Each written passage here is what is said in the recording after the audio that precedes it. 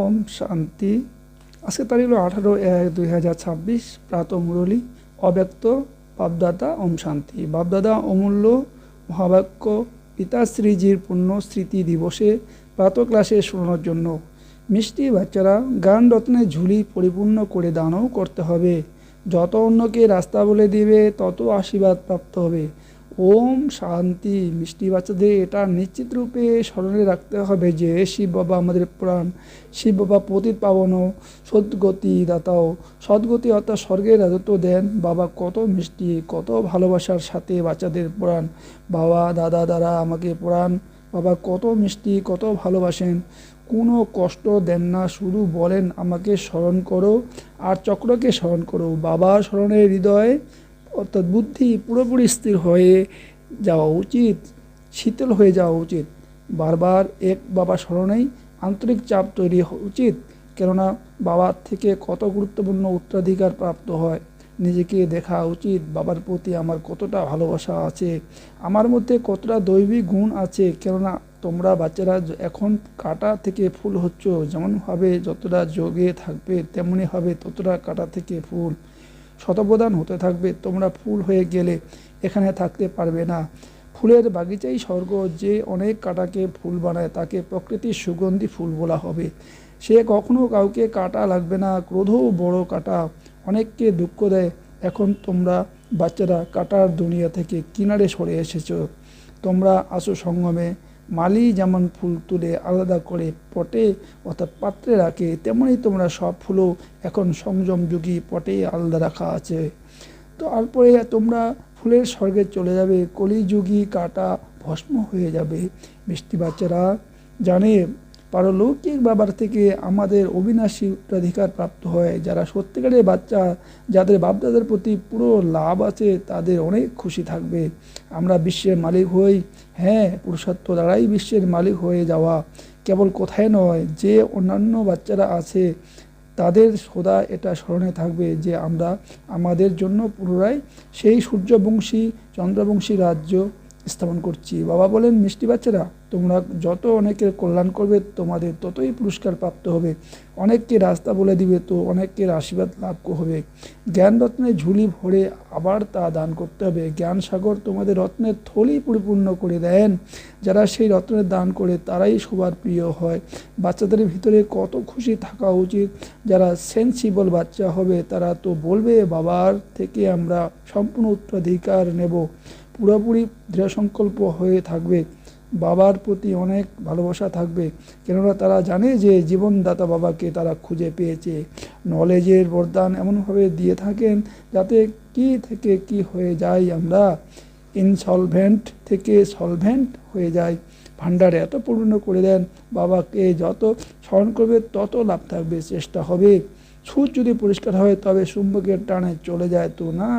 বাবার স্মরণে দ্বারা জং বের হয়ে যেতে থাকে।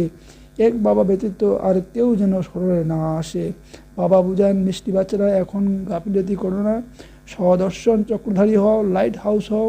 স্বদর্শন চক্রধারী হওয়ার প্র্যাকটিস ভালো হয়ে যাবে। তখন তোমরা জ্ঞানের সাগরের মতন হয়ে যাবে। যেমন পড়াশোনা করে স্টুডেন্ট টিচার হয়ে যায়, তাই না? তোমাদের কারবার সেটাই, সবাইকে সুদর্শন স্বদর্শন চক্রধারী বানাও, তবেই চক্রবর্তী রাজা রানী হবে। সেই জন্য বাবা সদা বাচ্চাদের জিজ্ঞাসা করেন, সদর্শন চক্রধারী হয়ে বসেছ? বাবাও সদর্শন চক্রধারী তো না? বাবা এসেছেন তোমরা সব মিষ্টি বাচ্চাকে ফিরিয়ে নিয়ে যেতে। তোমরা বাচ্চারা ব্যতীত আমরাও যেন অস্বস্তি লাগে। যখন সময় আসে তখন অস্বস্তি হয়ে যায়। ব্যাস, এখন আমি যাব। বাচ্চারা অনেক আত্মচিৎকার করে, অনেক দুঃখিত, তারা দয়া আসে। এখন তোমরা সব বাচ্চাকে গৃহে ফিরে যেতে হবে। তারপর সেখানে থেকে তোমরা নিজেই থেকে চলে যাবে সুখধাম। সেখানে আমি তোমাদের সাথী হব না। নিজের অবস্থা অনুসারে তোমাদের আত্মা চলে যাবে। তোমরা বাচ্চারা বাবার স্মরণে যত থাকবে ততই অন্যকে বোঝানোর ক্ষেত্রে প্রভাব পড়বে। তোমাদের বলা অধিক হওয়া উচিত নয়। তোমরা আত্ম অভিমানী সামান্য বোঝাবে তো তীর লাগবে। বাবা বলেন, বাচ্চারা যা অতিবাহিত হয়েছে তা অতীত। এখন আগে নিজেকে পরিবর্তন করো। নিজেরা স্মরণ করবে না, অন্যকে বলতে থাকবে, এরকম ঠক চলতে পারবে না। তোমাদের অন্তরে অবশ্যই বিবেক দংশন হবে। বাবার প্রতি যদি পুরো লাভ না থাকে তো তারা শ্রীমতে চলে না। অসীম জগতের বাবার মতো শিক্ষা তো আর কেউ দিতে পারবে না। বাবা বলেন, হে মিষ্টি বাচ্চারা, এই পূর্ণ দুনিয়াকে এখন ভুলে যাও, ভবিষ্যতে তো এই সব ভুলেই যেতে হবে। বুদ্ধি জুড়ে যায় নিজের শান্তিধাম আর সুখধামে। বাবাকে স্মরণ করতে করতে বাবার কাছে চলে যেতে হবে। পতিত আত্মা তো যেতে পারবে না, সেটা হলেই পাবো না তোমাদের ঘর। এই শরীর পাঁচ তত্ত্বে তৈরি, তো পাঁচ তত্ত্ব এখানে থাকার জন্য টানতে থাকে, কেননা আত্মা যেন এটা প্রপার্টি নিয়ে আসে, সেই জন্য শরীর মমত্ব হয়ে গেছে। এখন এর থেকে মমত্ব বের করে যেতে হবে ঘরে। সেখানে তো এই পাঁচ তত্ত্ব নেই। সত্যযুগে শরীরও যোগবল দ্বারা তৈরি হয়, প্রকৃতি শতপ্রধান হয়, সেই জন্য টানে না, দুঃখ থাকে না। বোঝার জন্য এটা খুব সূক্ষ্ম বিষয়। এখানে পাঁচ তত্ত্বের বল আত্মাকে আকর্ষণ করে, সেই জন্য শরীর ছাড়তে মন চায় না, নয়তো এতে আরও খুশি হওয়া উচিত। পবিত্র হয়ে শরীর এমনভাবে ছাড়বে যেমন মাখন থেকে চুল বেরিয়ে যায়। সুতরাং শরীর থেকে সব বিষয় থেকে মমত্ব পুরোপুরি শেষ করে দিতে হবে। এর সাথে আমাদের কোনো কানেকশন নেই। ব্যাস, আমরা কেবল বাবার কাছে যাচ্ছি। এই দুনিয়া থেকে নিজেদের ব্যাগেজ প্রস্তুত করে আগে থেকেই পাঠিয়ে দিই। সাথে তো যেতে পারবে না, অতঃপর আত্মাদের যেতে হবে। শরীরও এখানে ছেড়ে দিতে হবে। বাবা নতুন শরীর সাক্ষাৎকার করিয়ে দিয়েছেন। হিরে জহরত মহল পেয়ে যাবে। এমন সুখধাম যাওয়ার জন্য কত পরিশ্রম দরকার, ক্লান্ত হওয়া উচিত নয়। দিন রাত অনেক উপার্জন করতে হবে। সেই জন্য বাবা বলেন, নিদ্রাজিত বাচ্চারা আমাকে স্মরণ করো আর বিচার সাগর মন্থন করো। ওটা আমার গুরুত্ব বুদ্ধিতে রাখলে বুদ্ধি সম্পূর্ণভাবে শীতল হয়ে যাবে। যারা মহারথী বাচ্চা হবে তারা কখনো নড়বে না, সেভাবে স্মরণ করবে, তাই তো তারা সামলেও নেবে। বাবা, তোমরা সব বাচ্চাকে দুঃখ থেকে নিষ্কৃতি দিয়ে শান্তি দান করো। তোমাদের শান্তির দান দিতে হবে। তোমাদের এই অসীম শান্তি যোগ বল অন্যদের একদম শান্ত করে দেবে। তোমরা বাবাকে স্মরণে রেখে দেখো, সেই আত্মা আমাদের কুলের নাকি না যদি হয় তবে একদম শান্ত হয়ে যাবে। যারা এই কুলের হবে তাদের মধ্যে এই বিষয় থেকে রস বেশ বসবে। বাচ্চারা স্মরণ করলে বাবাও ভালোবাসেন, আত্মাকেই ভালোবাসা যায়। তোমরা এটাও জানো, যারা বেশি ভক্তি করেছে তারাই বেশি পড়াশোনা করবে, তাদের মুখমণ্ডল দ্বারা প্রতীয়মান হতে থাকবে বাবার প্রতি কত লাভ আছে। আত্মা বাবাকে দেখে, বাবা আমাদের পড়াচ্ছেন, বাবাও বোঝান, আমি এত ছোট বিন্দু আত্মাকে পড়াই, ভবিষ্যতে তোমাদের এই অবস্থা হয়ে যাবে, বুঝতে পারবে। আমরা ভাই ভাইকে পড়াই, আকৃতি বনের হলেও দৃষ্টি যেন আত্মার দিকে যায়, শরীরের দিকে যেন দৃষ্টি না যায়, এতে অনেক পরিশ্রম আছে। এসব খুব সূক্ষ্ম বিষয়। অনেক উঁচু পড়া যদি ওজন করো তবে এই পঠন পাঠনের দিকে পাল্লা অনেক ভারী হবে। আচ্ছা, মিষ্টি মিষ্টি হারানিধি বাচ্চাদের প্রতি মাতা পিতা বাপ দাদা স্মরণের স্নেহ সুমন আর সুপ্রভাত। আত্মাদের পিতা তার আত্মারূপী বাচ্চাদেরকে জানাচ্ছেন নমস্কার। অব্যক্ত মহাবাক্য মহাবীর বাচ্চাদের সংগঠনের বিশেষত্ব এক রস অবিচল, অর্থাৎ একটিক স্থিতি ৯-১২-৭৫। মহারথী অর্থাৎ মহাবীরদের সংগঠন। মহাবীর অর্থাৎ বিশেষ আত্মা। এমন মহাবীর বিশেষ আত্মা সংগঠনের বিশেষত্ব কি? বর্তমান সময়ে বিশেষ আত্মাদের বিশেষত্ব এটাই হওয়া দরকার যা একই সময়ে সবার একরস অবিচল স্থিতি হবে। অর্থাৎ যত সময় যে স্থিতি থাকতে চাও ততটা সময়ই সেই স্থিতি সংগঠিত রূপে স্থিত হবে। সংগঠিত হবে বাবার সংকল্প রূপী আঙুল এক হবে। যতক্ষণ সংগঠনে এটা প্র্যাকটিস হবে না ততক্ষণ সিদ্ধি হবে না। সংগঠনে এখন অর্ডার হওয়া দরকার যে 5 মিনিটের জন্য ব্যর্থ সংকল্প সম্পূর্ণভাবে সমাপ্ত করে বীজরূপ পাওয়ারফুল একরস স্থিতি হয়ে যাও। তো এমন অভ্যাস আছে তোমাদের, এমন নয় কেউ মনন করার স্থিতি আছো, কেউ আত্মিক বার্তালাপ করছো, আর কেউ অব্যক্ত স্থিতি আছো। অর্ডার আছে বীজরূপ হওয়ার আর করছো আত্মিক বার্তালাপ, তাহলে তো অর্ডার মানলেন না, তাই না? এই অভ্যাস তখনই হবে যখন আগে ব্যর্থ সংকল্পের সমাপ্তি করবে। অস্থিরতা হয়েই ব্যর্থ সংকল্পের। তো এই ব্যর্থ সংকল্পের সমাপ্তির জন্য নিজেকে সংগঠনকে শক্তিশালী একমত বানানোর জন্য কোন শক্তির প্রয়োজন। এর জন্য একটু ফেত আর এক অন্তলীন করা শক্তি প্রয়োজন। সংগঠনকে জুড়ে রাখার সুতো হলো ফেত। কেউ কিছু করেছে, মনে করো রং দিচ্ছে, কিন্তু সংগঠন অনুযায়ী বা নিজের সংস্কার অনুযায়ী অথবা সময় অনুসারে সে যা করেছে তারও কিছু ভাবের অর্থ থাকবে অবশ্যই।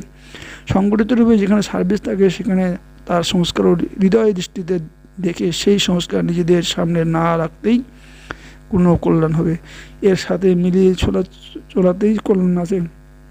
এমন ফেদ যখন সংগঠনের পরস্পরের প্রতি হবে তখনই সফলতা হতে পারে। আগের থেকে ব্যর্থ সংকল্প চালানো উচিত নয়। যেমন কেউ কেউ নিজের ভুল বুঝতে পারে কিন্তু সেটা কখনোই চাউর করবে না, বরং সেটা অন্তরীণ করে নেবে। অন্যরা সেটা চাউর করলে তখনও তাদের খারাপ লাগবে।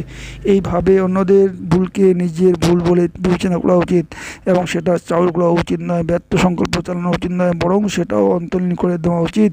পরস্পরের মধ্যে এতটাই যেন ভেদ থাকে, স্নেহের ভক্তি দ্বারা ঠিক করে দেওয়া উচিত। যেমন লৌকিক রীতিতে ঘর পরিবারের ব্যাপারে বাইরে বের করে না, নয়তো এর থেকেই ঘরের লোকসান হয়। তো সংগঠনের সাথী যা কিছু করছে তা অবশ্যই গুরুত্ব থাকবে। যদি সে রং করেও তবু তাকে পরিবর্তন করে দেওয়া উচিত। এই দুই প্রকারের ভেদ রেখে একে অন্যের সম্পর্কে চললে সংগঠনের সফলতা হতে পারে। এক্ষেত্রে অন্তরীণ করার শক্তি বেশি দরকার। ব্যর্থ সংকল্প সব অন্তরীণ করতে হবে। অতীত হয়েছে এমন সংস্কারকে কখনো বর্তমান সময়ের সাথে ট্যালি করো না, অর্থাৎ পাস্টকে প্রেজেন্ট করো না। যখন পাস্টকে প্রেজেন্টের সাথে মিলিয়ে দাও তখন এর থেকে সংকল্পে লম্বা হয়ে যায়। আর যতক্ষণ এই ব্যর্থ সংকল্পে আসে ততক্ষণ সংগঠিত একটাও স্থিতি হতে পারে না।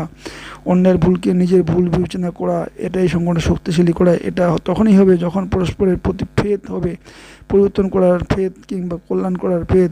এতে অন্তরীণ করার শক্তি অবশ্যই চাই। দেখা আর শোনা এটা সম্পূর্ণভাবে অন্তরীণ করে সেই আত্মিক দৃষ্টি আর কল্যাণের ভাবনা যেন থাকে।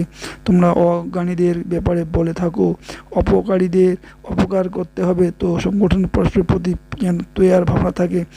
এখন দয়ার ভাবনা কম থাকে, কেননা আত্মিক স্থিতির অভ্যাস কম। এরকম পাওয়ারফুল সংগঠন হলেই সাফল্য আসবে। এখন সফলতার আহ্বান করছো, কিন্তু পরে আবার সাফল্য তোমাদের সামনে নিজে ঝুঁকবে। যেভাবে শত্রু যে প্রকৃত দাসী হয়ে যায়, সেভাবে সাফল্য তোমাদের সামনে স্বয়ং ঝুঁকবে, সাফল্য তোমাদের আহ্বান করবে। যখন নলেজ শ্রেষ্ঠ স্টেজেও পাওয়ারফুল, তখন সাফল্য এমনকি বড় ব্যাপার। সদাকাল যারা স্থিতিতে থাকে তাদের সাফল্য প্রাপ্ত হবে না, এটা হতে পারে না। তো সংগঠনের এই শক্তি প্রয়োজন। একজন কিছু বলল, অন্যজনকে স্বীকার করে নিল। মোকাবিলা করার শক্তি ব্রাহ্মণ পূর্বে সামান্য ইউজ করা উচিত। পরিবারের সাথে মোকাবিলা করার শক্তি ইউজ করলে সংগঠন পারফেক্ট হয় না। কোনো বিষয়ে ভালো না থাকলে আন্তরিক গুরুত্বপূর্ণ বন্ধুত্বপূর্ণ আচরণ করা উচিত। সেই সময় কারো সংকল্প ভুল কাট করা উচিত নয়। সেই জন্য এখন অন্তরীণ করার শক্তি ধারণ করো। সংগঠিত রূপে তোমরা ব্রাহ্মণ বাচ্চাদের নিজেদের সম্পর্কে ভাষা অব্যক্তভাবে ধোয়া দরকার। যেমন ফরিস্তাদের সাথে বা আত্মাদের সাথে কথা বলেছে, কারো ভুল সম্পর্কে শুনে সংকল্পে তা স্বীকার না করা এবং স্বীকার না করারই উচিত। এরকম স্ত্রী যখন হবে তখন বাবা যে শুভ কামনা রয়েছে তার প্র্যাকটিক্যালি হবে।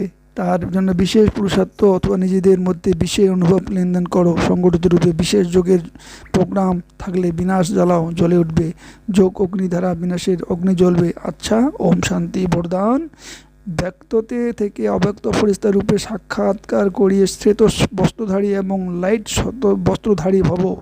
যেভাবে এখন চারিদিকে এই আওয়াজ ছড়িয়ে যাচ্ছে, এই শ্বেত বস্ত্রধারী কারা এবং কোথার থেকে এসেছে, সেভাবে এখন চতুর্দিকে ফেরেশতা রূপে সাক্ষাৎকার করা, একেই বলা হয় থাকে ডবল সেবা রূপ।